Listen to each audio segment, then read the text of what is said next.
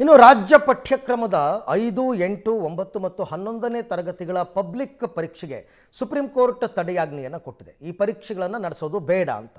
March 7ರಂದು high court ವಿಭಾಗೀಯ ಪೀಠ ನೀಡಿದ್ದ ಆದೇಶವನ್ನು ಪ್ರಶ್ನಿಸಿ ಸಲ್ಲಿಕೆಯಾದ ಅರ್ಜಿ ವಿಚಾರಣೆ ನಡೆಸಿದ ಪೀಠ 5, 8, 9 ಮತ್ತು 11ನೇ ತರಗತಿಗಳಿಗೆ ಪಬ್ಲಿಕ್ ಪರೀಕ್ಷೆ ನಡೆಸದಂತೆ ಕರ್ನಾಟಕ ಸರ್ಕಾರಕ್ಕೆ ಆದೇಶವನ್ನು ನೀಡಿದೆ. ವಿಭಾಗೀಯ ಪೀಠದ ಮಧ್ಯಂತರ ಆದೇಶವನ್ನು ರದ್ದು ಮಾಡಿದೆ. ಅಲ್ಲದೆ ಪ್ರಕರಣವನ್ನು ಮತ್ತೆ ಹೈಕೋರ್ಟ್ ವಿಭಾಗೀಯ ಪೀಠಕ್ಕೆ ರವಾನೆ ಮಾಡಿದೆ. ಈ ಬೆನ್ನಲ್ಲೇ ಶಿಕ್ಷಣ ಇಲಾಖೆ ಸುತ್ತೋಲೆಯೊಂದನ್ನು ಹೊರಡಿಸಿ ಮುಂದಿನ ಆದೇಶದವರೆಗೂ ಪಬ್ಲಿಕ್ ಪರೀಕ್ಷೆಗಳನ್ನು ಮುಂದೂಡುವಂತೆ ಶಾಲೆಗಳಿಗೆ ಸೂಚನೆ ಕೊಟ್ಟಿದೆ. ಈ ವರ್ಷ ಹೊಸದಾಗೇನೋ ಸರ್ಕಾರ ಬಂತು, ಹೊಸ ಸರ್ಕಾರ ಹೊಸ ಆದೇಶಗಳನ್ನು ತಂತು. ಹಾಗಾಗಿ ಶಿಕ್ಷಣ ಇಲಾಖೆಯ ಉಸ್ತುವಾರಿ ಹೊತ್ತಿರ್ತಕ್ಕಂಥ ಮಧು ಬಂಗಾರಪ್ಪ ಅವರು ಎಲ್ರಿಗೂ ಪಬ್ಲಿಕ್ ಎಕ್ಸಾಮ್ ಮಾಡ್ಬೋಣ ಅಂತ ಏನೋ ತೀರ್ಮಾನ ತೊಗೊಂಡ್ರು. 5ನೇ ಕ್ಲಾಸ್ಗೆ, 8, 9ನೇ ಕ್ಲಾಸು, 11ನೇ ಕ್ಲಾಸ್ ಎಲ್ಲರಿಗೂ ಕೂಡ. ಅದು ತೀವ್ರ ಚರ್ಚೆ ಆಗಿತ್ತು. ಮೊದಲು ಹೈಕೋರ್ಟ್ನಲ್ಲಿ ಚರ್ಚೆ ಆಯಿತು.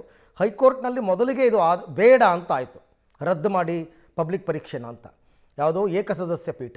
ಅದಾದ ಮೇಲೆ ಇದನ್ನು ಬೇರೆ ಪೀಠಕ್ಕೆ ವರ್ಗಾಯಿಸಿತು. ಹೈಕೋರ್ಟ್ನಲ್ಲೇ ಮತ್ತೆ ಎಕ್ಸಾಮ್ ನಡೆಸಿ ಅಂತ ಕೊಟ್ಟರು. ಮತ್ತೆ ಇದನ್ನು ಸುಪ್ರೀಂ ಕೋರ್ಟ್ನಲ್ಲಿ ಪ್ರಶ್ನೆ ಮಾಡಿದಾಗ ಸುಪ್ರೀಂ ಕೋರ್ಟ್ ಮತ್ತೆ ಇದಕ್ಕೆ ತಡೆಯಾಜ್ಞೆ ಕೊಟ್ಟಿದೆ. ಪಾಪ ಇವರಿವರ ರಾಜಕೀಯಕ್ಕೆ ವಿದ್ಯಾರ್ಥಿಗಳು ಭವಿಷ್ಯ ಹಾಳಾಗ್ತಿದೆ. ಈಗಾಗಲೇ 2 ಪೇಪರ್ ಬರೆದಿದ್ದಾರೆ ಅವರು.